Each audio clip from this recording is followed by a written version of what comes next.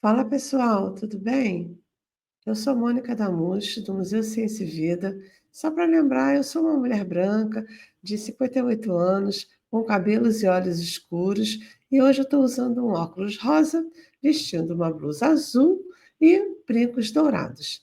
E no episódio de hoje, Mulheres da Nanotecnologia, a gente vai falar sobre como a convidada vem desenvolvendo a sua carreira nessa área. E para isso, convidamos a queridíssima Ingrid Barcelos. Olá, pessoal. É um prazer estar aqui. Meu nome é Ingrid Barcelos, eu tenho 38 anos, sou uma mulher negra. Estou usando um batom vermelho, uma blusa bege, cabelos escuros e olhos escuros. Eu sou física e eu gostaria de falar que é um prazer estar aqui hoje, podendo contar um pouco da minha trajetória para vocês. Ingrid, seja muito bem-vinda ao nosso podcast. É uma alegria ter você aqui conosco. Bom, você já fez a sua audiodescrição, né? A gente vai ver, né, que você tem uma trajetória assim maravilhosa, muito inspiradora, cheia de descobertas, inovações e muitos prêmios, apesar da pouca idade, né? Então, com certeza, você tem muita coisa legal para compartilhar com a gente. Então, vamos começar falando sobre o seu caminho até a ciência. Você sempre sonhou em fazer uma graduação em física? Teve alguém da sua família por perto, no seu círculo de amigos, que já era formado na área e que te informou, que te influenciou nessa escolha? Não, na verdade, a minha história ela é um pouco, eu digo, tortuosa pela ciência, né? Eu nunca tinha ouvido falar em faculdade até o ensino médio, e então eu sempre quis ser professora. Eu tive muitas professoras ao longo do meu caminho, e eu ficava trocando de disciplina desde o ensino fundamental. Então, eu tinha uma professora boa de geografia, eu queria fazer geografia, é uma professora legal de história, eu queria, enfim, ser professora de história. A única certeza que eu tinha era que eu queria ser professora, que era a profissão mais próxima também do meu mundo. Quando chegou no ensino médio, então isso foi se estreitando ali, né? Sobre física e história, qual seriam as duas profissões que eu ia escolher. E tem uma coisa que eu sempre conto que é muito engraçado, porque há muitos anos atrás, né, quando a gente ia fazer matrícula no vestibular, não era na internet, a gente comprava um livro, um caderno, e aí nesse caderno falava um pouquinho sobre cada profissão, então a gente ia descobrindo como que as coisas funcionavam, e tinha um formulário que você marcava um X, dentre as inúmeras profissões que você podia escolher. E eu ali até o último minuto estava na dúvida, tinha ido no correio, que era onde a gente pagava para poder fazer essa inscrição com a minha mãe. E minha mãe, muito apressada, sempre muito atarefada, teve um momento que ela gritou assim: marca logo essa merda que eu não tenho o dia inteiro. E eu estava em cima do física, e foi nesse minuto que eu decidi fazer física. Então foi bem assim que eu entrei para a ciência. É incrível como as coisas acontecem na nossa vida, mas quando tem que dar certo, dá certo. Durante a graduação, como era a distribuição entre meninas e meninos na sua turma e ali no curso de modo geral? Você percebia, né, alguma diferença de tratamento, né, entre os dois grupos, assim que a gente pudesse relacionar com as questões de gênero? Sim, tem duas coisas, na verdade, marcantes, porque eu entrei para física para licenciatura, né? Era um curso noturno. Então, a gente, naquela época, era em torno ali de 25% de meninas, né? E o resto meninos.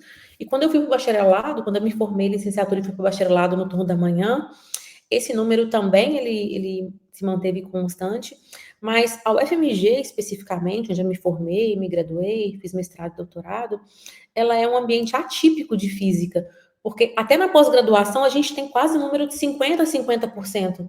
Então a gente tem muita presença feminina na graduação e na pós-graduação. Entretanto, quando você olha para os professores, né, você vê que é um ambiente majoritariamente masculino, branco masculino, e isso acaba refletindo em todos os outros ambientes. Então, é um ambiente machista, com piada machista o tempo todo, piada na sala do café, né? Então, mesmo que a gente seja um ambiente formado por muitas meninas, hierarquicamente falando, é um ambiente extremamente hostil, é uma palavra ruim, né? Mas é um ambiente predominantemente machista. E isso, claro, que interfere no nosso dia a dia, né, nas piadas. Ah, você tirou essa nota porque você é bonita, entre outras coisas que são extremamente prejudiciais, né, para o desenvolvimento, tanto pessoal quanto profissional. É, acaba vindo carregado, né, de todo esse machismo que está enraizado na nossa sociedade, né. Sim. Então, durante o seu pós-doutorado, né, como você disse, você fez, né, além da graduação, o mestrado, também o doutorado, e fez um pós-doutorado também na UFMG. Você teve também a oportunidade de atuar no Advanced Photonic Lab, no CNR Nanotech, né, no Instituto de Nanotecnologia. Nesse ambiente internacional, você percebeu diferenças marcantes entre esse ambiente internacional e a sua vivência na UFMG? Né? E nessa sua experiência, você percebe, né, que havia distinção em relação à presença e à participação das mulheres nesse contexto, também considerando essas questões de gênero? Assim, essa foi uma experiência bem desafiadora para mim, por uma série de motivos, né. Eu só tinha saído do país antes de ter essa experiência uma vez, para uma conferência, nos Estados Unidos, internacional. A língua sempre foi uma barreira, a gente quando vem de uma família mais simples, a gente não fala inglês, você vai aprendendo a falar inglês ao longo da graduação, no meio do caos dos livros, então foi um desafio. E quando eu tinha começado ali a me desenvolver melhor, eu tive essa oportunidade de ir para o sul da Itália, onde todo mundo fala italiano. Então, a língua por si só foi uma barreira. Eu sempre, assim, a questão do gênero, ela sempre tá nesses lugares, principalmente de exatas, de física, né? As meninas são sempre minoria. A gente sente um pouco menos essa coisa porque a língua ela é uma barreira. Então, você de fato não sabe muito bem o que as pessoas estão falando, né? Então, elas só se comunicam com você em inglês o necessário.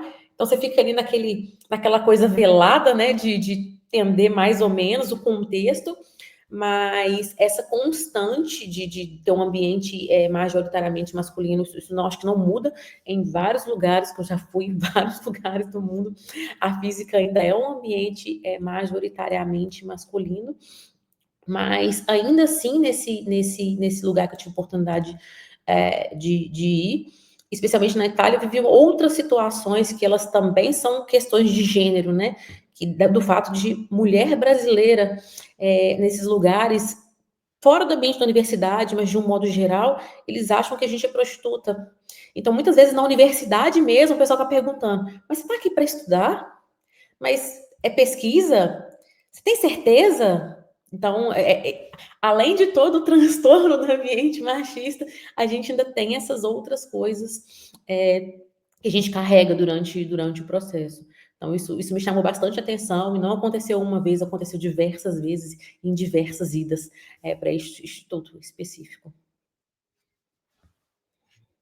É um estereótipo que a gente tem que lidar, né? Quer dizer, está todo o tempo lidando em mostrar a qualidade profissional, né, como pesquisadora, e contribuir para desmontar esses estereótipos, né? Quer dizer, são camadas e camadas, né, de barreiras que a gente tem que enfrentar.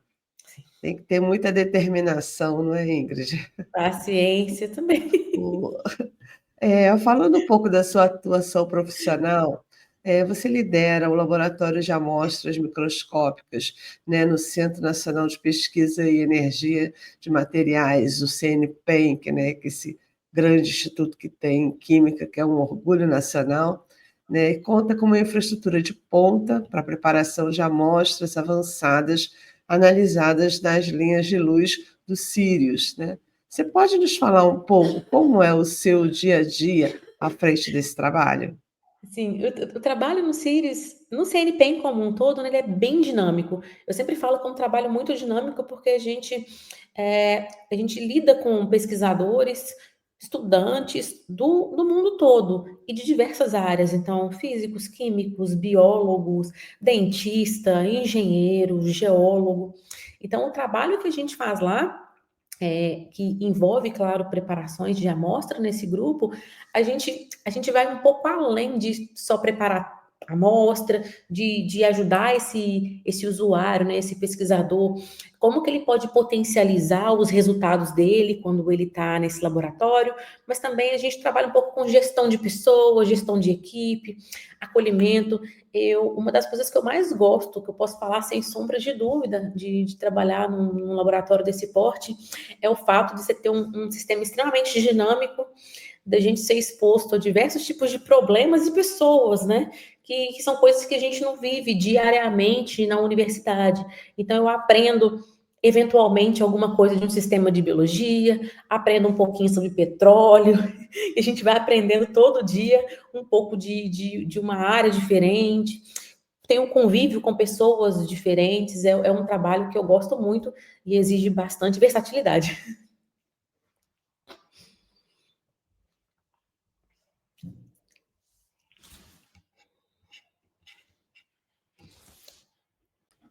É um trabalho bem variado, né? Você está sempre em contato com temas diversos, né? Deve ser bastante dinâmico mesmo.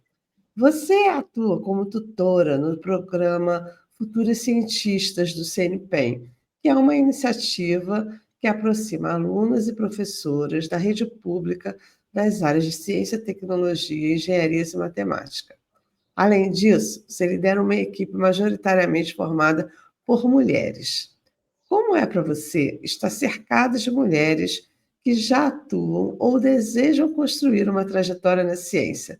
E, na sua visão, temos avançado no interesse e na inserção de mulheres nessas áreas? Né? Lembrando que há uma iniciativa forte do CNPq de estimular meninas e mulheres a seguirem por essas áreas. O que você acha disso? Como que você percebe isso no seu cotidiano? Tá, vamos por partes. Eu vou começar pelo Futuros Cientistas, né. Esse projeto, né, ele veio para mim, assim, numa hora muito boa, porque ele tem muito a ver com a minha história e com o que eu acredito. Então eu nunca tinha ouvido falar de ciência quando eu estava na escola pública, né, eu não tive nenhuma referência. Na na minha própria graduação, eu tive a oportunidade de ter uma professora, mulher. Eu nunca tive uma professora negra na física durante todos os anos que eu passei, que não foram poucos, foram mais de 10 anos. E eu participei ao longo da minha formação de vários programas de extensão, de palestras em escolas, né? Alguém me convidava para um projeto, mas eu nunca soube por onde começar, o que fazer.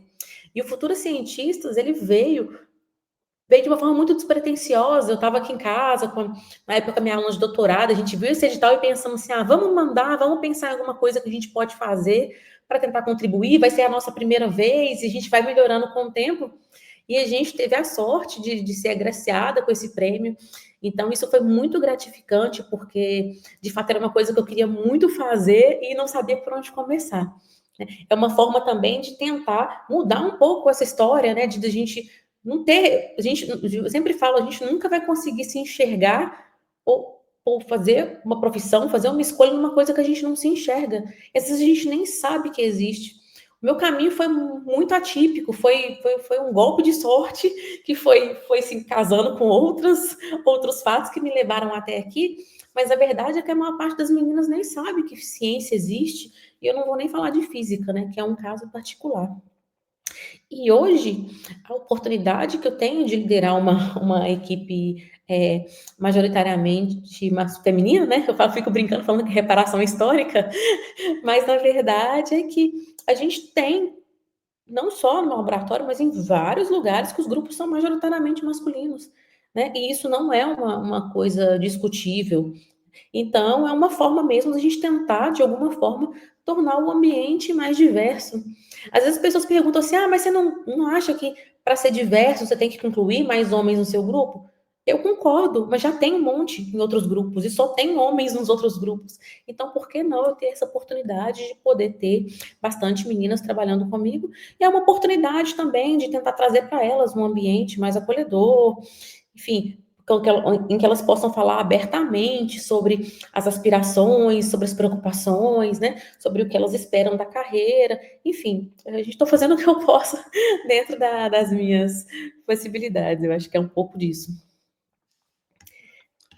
Ah, isso é muito interessante, né, Ingrid? Porque você é o exemplo para elas, né? Então, é o exemplo que atrai, né? Que elas se identificam e vão lá ver como é que é, experimentar, trabalhar com essa professora para ver como é que é essa ciência que ela faz, né? Então, e que é isso que, no fundo, acho que faltou para muitas de nós, né? Que apesar de termos escolhido essa carreira, foi por caminhos diversos, mas em geral, não, por exemplo, como você está proporcionando para as meninas. Isso é muito importante. Sim, eu acho. E É, eu conto sempre a verdade, né? Eu era uma péssima aluna, eu reprovei em várias disciplinas, foi muito difícil. Então não tem aquela coisa de aluno excepcional, a gente vai lutando, vai melhorando ao longo do processo e tá tudo bem. é uma pessoa real, né, Ingrid? Não é uma pessoa idealizada, né? Não era uma péssima aluna, porque para chegar onde você chegou, talento você tinha, vamos lá, né? Eu Mas assim, fazia o que eu podia com a bagagem que eu é, tinha. Eu sempre falo isso. isso. Teve dificuldades, né? Como uma Muitas. pessoa real, teve dificuldades. Uma aluna oriunda da escola pública, também vi da escola Muitas. pública, que a gente tem algumas deficiências e isso é comum para muita gente, né? Mas Sim, isso não te limita, não te define, né? Quer dizer, a gente pode chegar lá, pode alcançar. E você é um exemplo inspirador, muito inspirador, né? A sua trajetória serve de referência para muitas mulheres que desejam construir uma carreira de impacto na ciência, assim como você vem fazendo.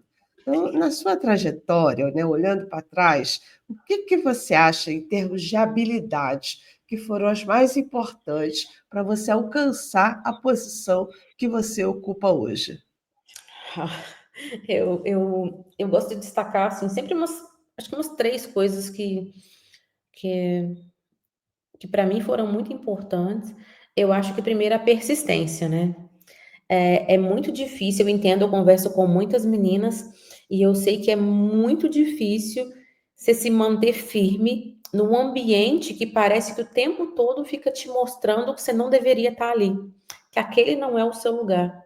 Então, a persistência, a resiliência, são dois ingredientes muito importantes, porque de fato é isso, assim, a vontade de desistir. Eu sempre falo isso, eu pensei em desistir várias vezes. Mas tem por outro lado, eu sempre brinco, né? Que quando a gente é pobre também você vai desistir para onde? Vai voltar para quê? Então isso sempre me impulsionou bastante a seguir em frente. E uma outra coisa que se eu pudesse, eu tive bastante sorte ao longo do meu toda a minha trajetória de estar cercado de pessoas que confiaram muito no meu trabalho e que me deram a oportunidade de crescer. Eu vejo no meio acadêmico, às vezes, que as meninas estão cercadas de pessoas que são extremamente nocivas, que ficam o tempo todo colocando elas para baixo, né? Que ficam duvidando da capacidade delas, e a gente não precisa de ficar no meio dessas pessoas. Durante a nossa formação, é muito importante que a gente esteja cercado de pessoas que nos apoiem. E eu não estou falando só de colega, não. Eu estou falando de professor, de seu orientador. Ele tem que ser uma pessoa que acredita no seu trabalho, que vai te ajudar a te desenvolver e não que não vai ficar colocando as suas ideias ou o que você pensa, sabe, numa lata de lixo, porque é isso que faz com que a gente consiga progredir. Então, eu acho que resiliência é importante e persistência também, mas o que vai determinar a sua carreira acadêmica é estar cercado de pessoas que acreditam no seu trabalho e que façam com que você consiga crescer ao longo do processo. E isso é muito importante. Mas aí, Ingrid, isso é uma coisa que eu acho que vem também com a estudante ter um pouco de autoconfiança, né? É uma combinação dos dois, né? Porque é muito fácil a gente encontrar pessoas que tendem a desvalorizar. né, uma ideia, especialmente se a ideia é boa e a ideia não partiu da pessoa, né, da pessoa lá, do orientador, da pessoa mais velha. Opa, aí, né. Eu sempre falo muito isso com as minhas, porque assim, eu fico brincando, falo assim: "Ah, mas como é que você lidou lide como é que você pode lidar com esses problemas, né, de autoestima, de não sei o quê?". Eu falei: "Gente, eu não consigo, às vezes, transmitir, porque assim, eu já vivia um inferno fora da universidade, então essas coisas me abalaram muito pouco, porque no final eu tinha problemas maiores na minha casa, na minha família, eu tinha que trabalhar para poder fazer mestrado, então, assim, essas coisas não me afetaram tanto, porque a minha vida fora da universidade era muito mais difícil. Então eu entendo, sabe, eu tento acolher bastante, tento dar, né, um suporte da maneira que eu posso, mas de fato a minha realidade era outra. Então é mais difícil também, né? Então a minha confiança na faculdade, minha autoestima, ela era o que eu tinha. Eu não tinha mais nada para oferecer. Então era isso, né? E deu certo. Ah, que bom saber que você é capaz e que você está disposta a se dedicar, né, se dedicar, superar as dificuldades que aparecerem e vamos lá, e ir se descobrindo, né, a cada dia, né, porque eu acho que tem muito isso também, especialmente para o jovem, né, que é uma fase de descoberta de todos os aspectos da vida, né, um ser em construção. Até E hoje, não de que só eu já com mais de 50 sou um ser em construção, né, então, assim, é isso, a gente tá pensar que eu vou me descobrir e vou tô gostando disso aqui, vou dar cada dia a mais para conseguir chegar lá, né, e acho que isso que você fez ao longo dos anos e tem dado resultado, né. e ter respeito pela sua história. Eu sempre falo isso, a gente é muito cruel, a gente fica se comparando com pessoas no meio acadêmico que têm uma trajetória completamente diferente da nossa. Então não tem como você ser igual aquele aluno X que tem uma trajetória de vida, um background, uma formação que não condiz com a sua realidade. Então não é justo essa comparação. Você tem que ser mais justo com a sua história para que você seja mais gentil com você. E isso ajuda bastante ao longo do processo, sabe? Não se comparar com pessoas que estão vivendo outra realidade. Aí você vai ser mais gentil com você e com o seu processo, e, consequentemente, as coisas vão ficar um pouco mais leves.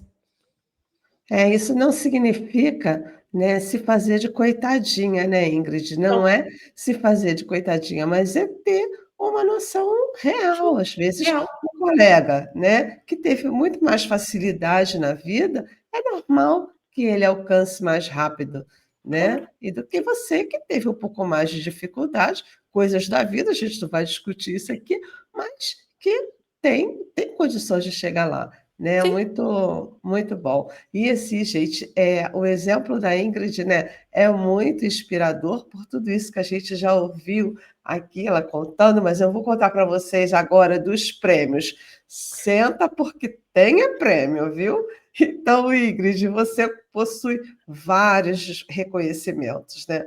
Você recebeu o Prêmio para Mulheres na Ciência, na categoria de Física, em 2021, concedido pela L'Oréal, Unesco e Academia Brasileira de Ciências, que é um prêmio super importante, né, com reconhecimento internacional também.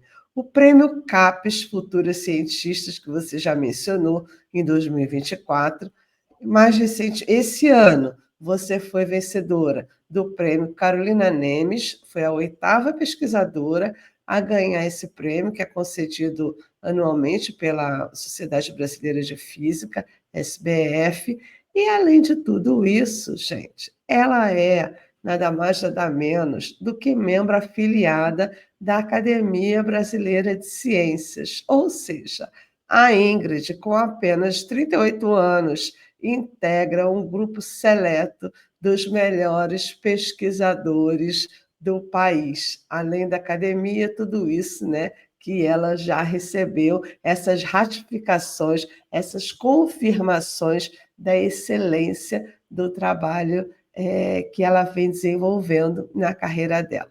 Então, Ingrid, queria que você contasse para a gente, né, especialmente para as meninas, o que que esses reconhecimentos significam para você? O que que eles trazem para a sua carreira? Então a gente sempre brinca, gente, isso é uma loucura. Assim, Aconteceu muita coisa na minha vida. O próprio prêmio da L'Oréal, que eu gosto de destacar, eu gosto de falar um pouquinho individualmente de cada um deles, porque tem muito a ver com a fase, né, que eu estava vivendo no momento. Esse, por exemplo, é um prêmio que eu tentei 2, 3 vezes, né? Então, eu tentei, apliquei, mandei meu projeto, vi a pessoa que ganhou, o que ela fazia, o que eu podia fazer para melhorar o meu projeto, melhorar como cientista, porque eu percebi quando a gente trabalha com física, a gente acaba trabalhando no nosso mundinho, né?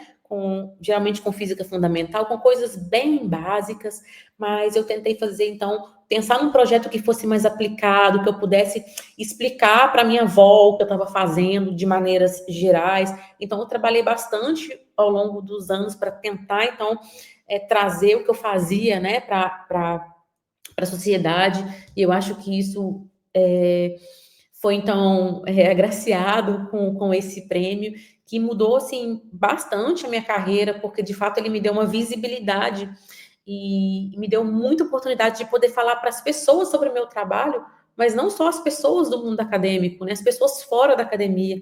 Então, eu pude conhecer outras pesquisadoras, eu pude falar para escolas, pude falar em eventos, que gerou o prêmio do Futuras Cientistas em 2024, que era uma coisa que eu tinha incubada, de poder fazer mais, de tentar trazer mais meninas, de poder falar para as meninas, né, da minha realidade.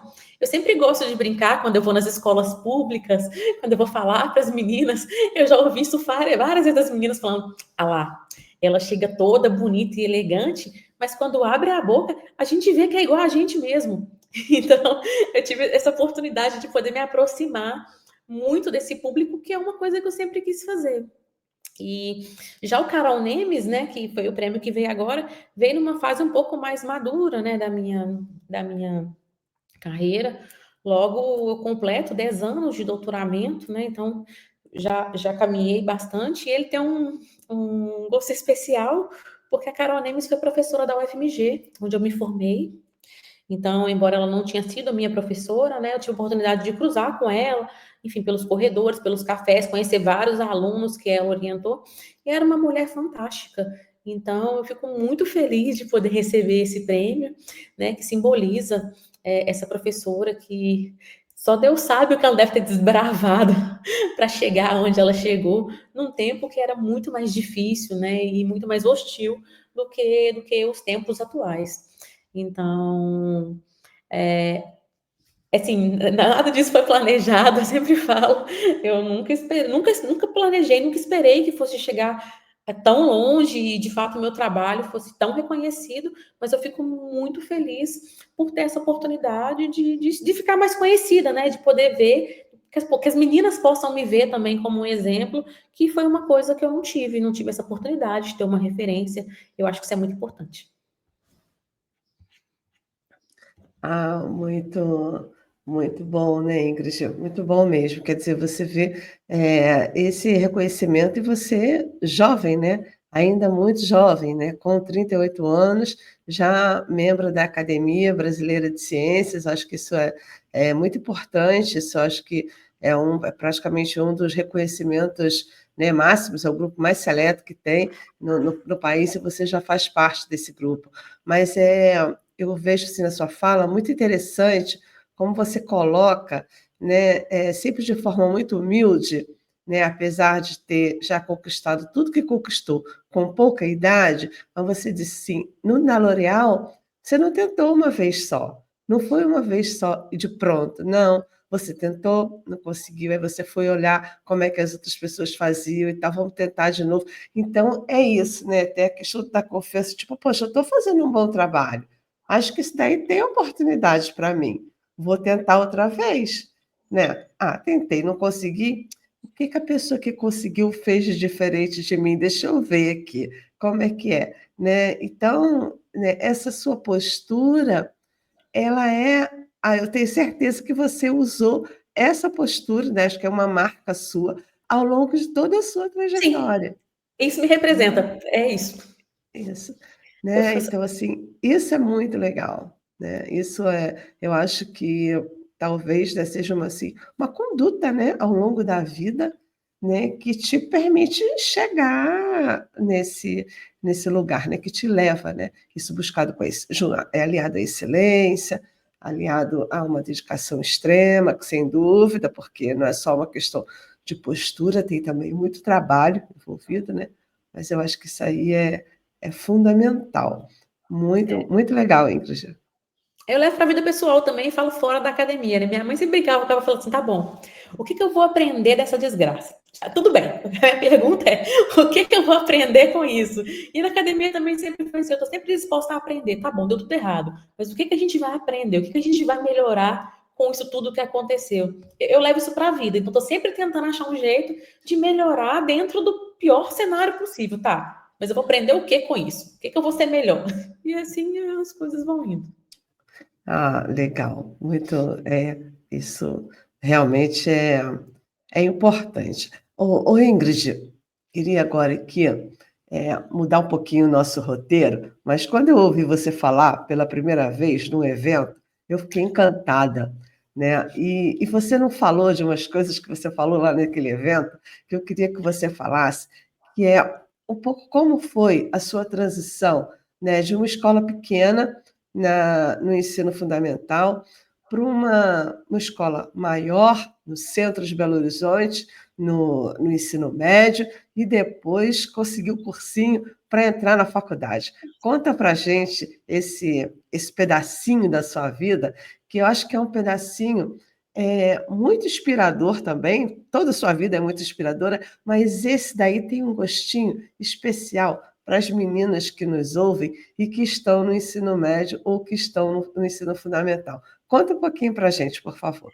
Eu sempre gosto de falar, porque eu falo que a minha vida teve muitas coincidências, que eu falo assim, se tem uma coisa que eu nunca tive foi no controle da vida, né? Então, no ensino fundamental, eu estudei numa escola de periferia, onde eu morava, e no ensino fundamental, nessa transição, né, ensino fundamental e ensino médio, eu tive uma professora que, assim, mudou a minha vida, que ela falou abertamente comigo, você precisa sair daqui, você precisa sair dessa escola. Você precisa sair desse mundo aqui, né?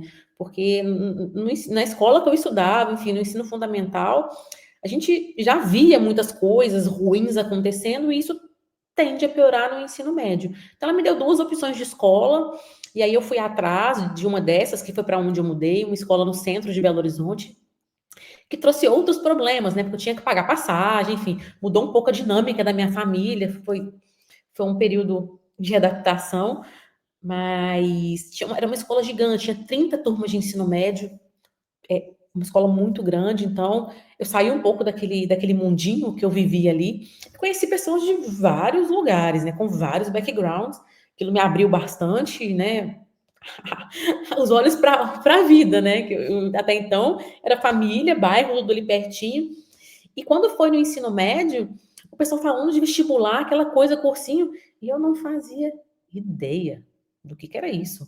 Estava totalmente deslocado da minha realidade.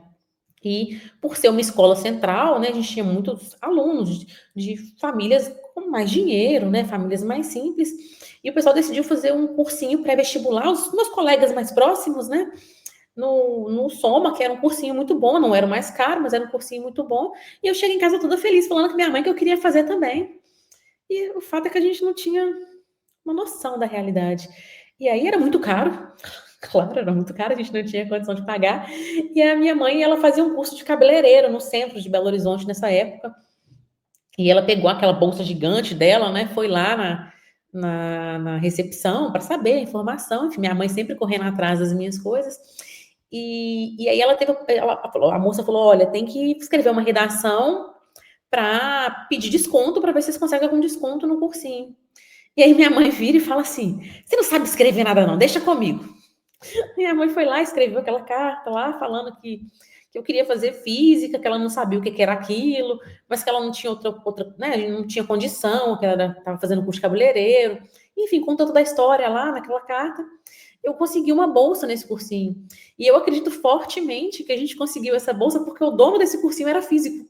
E eu acho que com certeza ele olhou para aquilo e falou: deixa eu dar uma oportunidade para essa menina. Então, eu consegui fazer esse cursinho pré-vestibular, então eu estudava de manhã, fazia o pré-vestibular à tarde e estudava de noite, e foi assim que eu consegui entrar na universidade. E eu sempre gosto de dar 2 exemplos na universidade também, que são muito marcantes, que eu entrei na última vaga, no último lugar, no vestibular de física para a noite, então, eu lembro que eu passava aquela lista, assim, passava o olho na lista não via meu nome, não via meu nome, não via meu nome, no 40, estava meu nomezinho lá. E a outra coisa também que eu falo muito, né, que hoje em dia a gente tem muito acesso às coisas, e quando eu fui fazer minha matrícula no vestibular, como uma boa mãe mineira, minha mãe foi junto, né?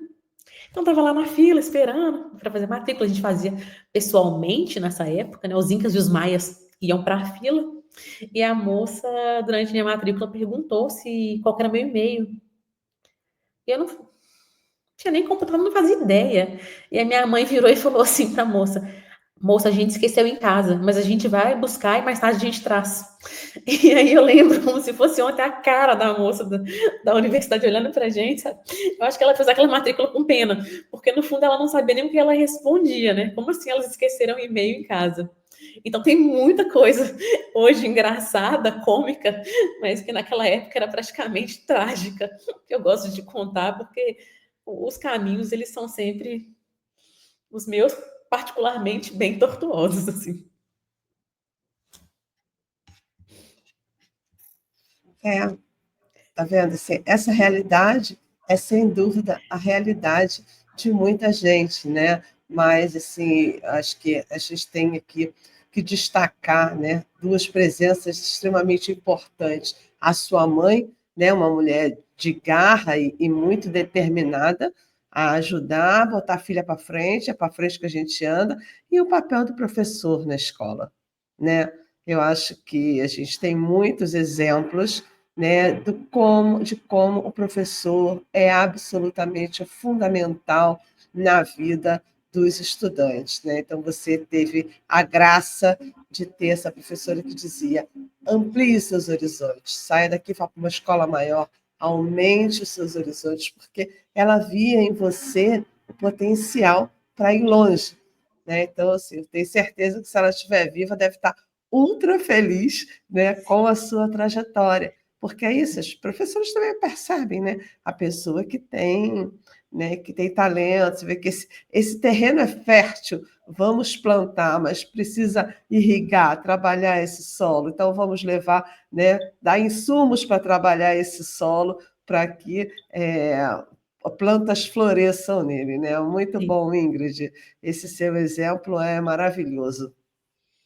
Indo de novo, né, ficando aqui, né, na vida pessoal, né, a gente sabe que muitas mulheres enfrentam desafios para conciliar a vida pessoal com a carreira científica, né?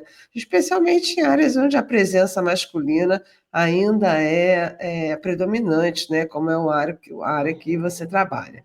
Né? Então, no seu caso, além de fazer tudo que você faz, que você já explicou aqui para a gente, você está grávida e vai ser mãe muito em breve. Então, em alguns momentos da trajetória profissional, assim, especialmente mais recente, você já sentiu que enfrentou barreiras, né, relacionadas aí a essa questão da maternidade, que ainda não tem filho, vai ter filho, e o que você espera, né, do equilíbrio entre as demandas da maternidade com as responsabilidades da carreira e da pesquisa que o futuro te reserva. Eu sempre gosto de brincar que a carreira acadêmica, ela tá cheia de fiscal de útero, né? Tá cheio. Então, quando é que você vai ter filho? Quando é que você vai ter filho? Quando é que você vai ter filho? Ou quando você tem filho, mas você não vai ter outro, não, você vai ter outro?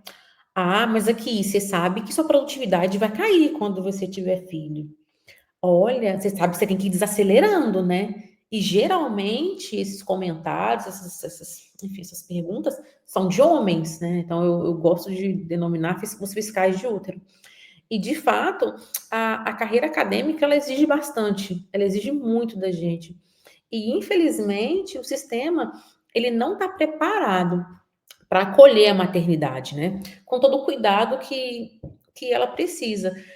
Se a gente nem pensar, né, na maternidade em si, mas quantas vezes a gente já teve, que a gente já precisou provar né? Que a gente era capaz de tomar decisões, que a gente é qualificada simplesmente por ser questionada por ser mulher. Então, a maternidade, ela está entrando nesse ambiente, né? Eu tenho refletido bastante atualmente sobre como que eu vou ajustar essa carreira, né, com a maternidade, e o que eu já entendi é que não tem regra, vai ser difícil mesmo, e é isso. Como eu sempre falo, vamos ver o que eu vou aprender disso tudo. Mas o que a gente precisa mesmo, na verdade, é, que eu acho que é muito importante, que a gente deveria, né, ter, é um pouco mais de flexibilidade para entender que, né, os horários, enfim, a carreira, ela vai acompanhar a vida do seu filho. E não o seu filho vai correr atrás de acompanhar a sua carreira. Por isso que a gente precisaria de uma flexibilidade maior, a gente precisaria de uma rede de apoio maior. E quando eu falo rede de apoio, eu não estou falando só das pessoas que vão ali te ajudar no fato com o seu filho, com a vida dele em si, mas no próprio trabalho, né? Porque muitas vezes você vai ter que se ausentar, assim, a vida vai mudar completamente. E o mais importante é que a gente deveria ter políticas públicas que respeite esse momento que é tão transformador na vida das mulheres e que impacta na nossa vida pessoal e na vida profissional também. Então, eu não tenho colocado muita expectativa, não tenho tentado fazer muitos planos, porque no fundo é isso, não existe, né? Eu vou tentar fazer o melhor que eu posso para ser uma boa mãe e, consequentemente, tentar seguir com a carreira do jeito que eu trabalhei, como eu planejei. Eu me sinto hoje um pouco mais madura para poder fazer isso, porque, bom, eu tenho 38 anos, eu esperei bastante tempo para para esse momento, até demais, hoje, ao meu ver, né? A minha coluna já não é mais a mesma, mas é isso, não tem regra. E a gente espera que no futuro a gente tenha um ambiente mais acolhedor com que as mulheres possam não ter esse tabu, né? De ter que ficar escolhendo o tempo todo, tá? Eu vou parar minha carreira para ser mãe, eu vou ser mãe, vou ser péssima cientista. Que essas coisas elas possam coexistir de uma maneira mais tranquila. Esse é o sentimento e é o que eu espero que possa vir a acontecer no futuro, não tão próximo, mas próximo. Ingrid, interessante, né? A gente já falou sobre maternidade em alguns outros episódios aqui do podcast, né? Mas você vê, a gente está sempre nessa questão de como jogar com o tempo, né? É mais uma camada, né? É mais uma capa que a gente tem que carregar, quer dizer, o tempo, né? Eu vou ser mãe já tarde, ou eu vou me dedicar à carreira, e como é que é? E, sim. E nem sempre dá para controlar tudo, né? Às vezes você tem uma oportunidade de um trabalho muito legal, se dedicar e avançar e tal, e a maternidade vai postergando e tal, e acontece na hora que tem que acontecer, né? Mas eu vejo que assim, mas querendo ou não, né? A gente carrega sempre isso, né? Uma coisa que é tão natural, existe desde que o mundo é mundo, que é a maternidade, que é por isso, é por ela que nós estamos aqui, né? E às vezes ainda é um problema, ainda é uma questão, não é tratada com a naturalidade que deveria ser, né? Porque Que é toda simples, mulher né? porque toda mulher potencialmente vai ser mãe. Então, sim, ela pode ser um monte de coisa, mas provavelmente ela vai ser mãe, né? Então, vamos considerar isso na profissão, porque isso é natural, não é uma invenção, não é uma IA, é 100% natural. Então, bora considerar isso, né? E Na só ela carreira pode das ser a mulheres. mãe, né? Exatamente, exatamente. Né? Então, e não há nenhuma incompatibilidade entre ser mãe e ser uma boa profissional, seja lá em que área for, Sim. né? Porque são compatíveis e está na nossa natureza, né? Acho que a natureza já nos traz assim, né? Eu, pelo menos, penso que quando a gente tem um filho, parece que a gente ganha um filho e um pacote de energia extra para conseguir lidar com tudo Tomara! aquilo, Eu tô né? contando com esse pacote aí. Ah, mas eu acho que ele vem, viu? Eu acho que ele vem. Vem um pacote de energia extra para você lidar com tudo isso. E é maravilhoso, né? É maravilhoso. E não há porquê a gente se privar da maternidade porque quer crescer na carreira. Obviamente que a gente respeita outras opções, mas quem quer exercer a maternidade tem direito e vai fundo e vai dar muito certo. Muitas crianças lindas nesse mundo. É isso. Então, a Ingrid, a gente está se aproximando aqui do final. Queria que você deixasse um recado, né, um conselho para as jovens que nos escutam e que desejam seguir nessa trilha da ciência, seguir aí um caminho semelhante a essa trajetória linda e vibrante que você conquistou e vem. A primeira coisa, principalmente para as meninas, eu falo as meninas negras, né? Assim, para elas não se deixarem intimidar pelos estereótipos. Tá? Eu lembro muito, assim, eu entrei na faculdade nos anos 2000, gente. Aquilo foi um delírio coletivo. Furacão 2000, eu era negra loira, entrando num curso de física, periférica. Assim, as pessoas me olhavam com uma cara que só por Deus. Eu tenho umas fotos que hoje eu olho e falo, gente, o que aconteceu comigo nos anos 2000? Mas, enfim, a gente não deve se intimidar por estereótipos. A gente, não importa se você está num lugar que você é. Até hoje eu entro nos lugares que eu sou a pessoa mais. Não vou falar estranha, para não parecer ruim, mas assim, eu vou em ambientes que eu sou a única mulher negra. Então, esses ambientes, eles são ambientes relativamente hostis, porque a gente está entrando num lugar que aparentemente não é um lugar que a gente deveria estar. Então, isso é uma coisa que eu lembro, eu demorei muitos anos para entender, e eu só fui entender isso, na verdade, eu tive uma oportunidade de participar de uma mesa redonda, que uma aluna levantou e perguntou para mim assim, como que você se sente em estar num ambiente, estar numa sala, que só você é uma mulher, ou só você é uma mulher negra? Aí, nesse dia, eu parei assim e falei com ela assim, olha, deve ser muito pior para eles do que para mim. E nesse momento eu vi que eu virei essa chave. Sabe? Falei assim, eu tô ótima aqui. Se as pessoas não estão com a minha presença, isso também não é um problema meu. Então, acho que essa coisa de vencer essa barreira inicial, ela é muito importante. Porque o resto vem depois, né? Aí vem a persistência, vem a resiliência. Para a gente ter que explicar para a nossa família o que a gente faz. Então, você está lá no seu mestrado, no seu doutorado, e sua mãe perguntando, mas você vai ficar estudando até quando? Isso também. Então, a carreira ela vai tendo várias barreiras que elas vão sendo quebradas ao longo do processo, mas lembrar que esse é um caminho muito bonito, né? Eu, como uma boa professora, eu acredito que a educação ela tem um papel transformador. E eu sempre falo com os nossos colegas, os demais, né? Principalmente quem vem de uma família que não tem muita estrutura, né? Uma família de baixa renda. O papel transformador da educação, ele é absurdo. Então, fui a primeira a me formar, eu sou a única que tem doutorado, eu pude comprar o meu carro, a minha casa antes dos meus pais, eu posso ajudar os meus pais. Isso movimenta uma geração inteira. A minha irmã mais nova, ela entrou hoje num colégio técnico, que era o colégio que imagina que eu nem sonhava que existia quando eu estava no ensino fundamental no lugar dela. Então, eu acho que quando uma pessoa tem acesso a esse mundo, a gente muda a vida da nossa família toda, a gente muda a vida das próximas gerações.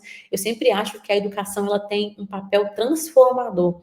Então, invistam, estudam, tenham paciência, porque vai valer muito a pena essa jornada. Realmente a educação transforma, né, Ingrid? E transforma de forma sólida e consistente. Exatamente. Ingrid, a gente está chegando naquele nosso momento ping-pong. Eu faço uma pergunta e você me dá uma resposta de pronta. Então vamos lá. Está preparada? Nunca. Mas vamos lá mesmo assim. Uma música, Sorriso Negro é uma música que eu gosto muito, da Dona Ivone um Lara. livro, 1808. certo. Um filme, A Procura da Felicidade. É um livro que tem muita coisa um livro, desculpa, um filme que tem muita coisa que eu acredito. legal. Um lugar, Minha casa, meu lar. É meu lugar preferido no mundo. delícia. Uma mulher que você considere da hora. Minha mãe, É claro, né? Dona Laudicéia. Que bom, Dona Laodiceia. é a mulher da hora da Ingrid, é justo. Ingrid, estamos encerrando aqui esse papo maravilhoso e animado com você. Nesse momento, queria te deixar aberto, caso você queira falar mais alguma coisa, deixar alguma indicação, algo mais que você queira nos dizer. Antes de te passar a palavra, quero pedir para o pessoal não esquecer de dar 5 estrelinhas no nosso podcast e também nos seguir, avisando, para serem avisados dos próximos episódios. Vocês podem deixar comentários, recadinhos, fazerem sugestões, que a gente fica atenta aí a essa troca com vocês. E não esqueça que a gente tem também o videocast no canal do YouTube do Museu Ciência e Vida. Então, corre lá, deixa o joinha no episódio, se inscreve no canal e ativa o sininho para ser avisado dos novos conteúdos. Com você, Ingrid. Muito obrigada. Eu queria, na verdade, aproveitar esses últimos minutinhos para poder falar, de fato, para as meninas. A gente acha, às vezes, que o pesquisador, o professor, eles são pessoas que estão em outra realidade, que eles são inacessíveis. Eu tenho um monte de vídeos na internet, eu tenho Instagram, eu sou uma pessoa super aberta, pode falar comigo, pode mandar mensagem, eu converso muito com as alunas, a gente nunca sabe o que a pessoa está passando, por aquele período de dúvida, a gente poder conversar, esclarecer um pouco mais sobre a profissão, poder indicar algumas pessoas. Então, eu sempre tento, né? Eu falo que trazer um pouco do retorno para a sociedade, do meu trabalho, de tudo que eu pude aprender ao longo desse processo. Então, eu estou sempre aberta, pode me chamar no Instagram, pode me mandar e-mail, e eu estou aberta, perguntas, dúvidas, enfim. Eu acho que isso também é importante, é um papel que a gente deve devolver para a sociedade, falar em escola, professores que estão assistindo, pode me chamar, eu faço vídeo chamada, eu faço seminários.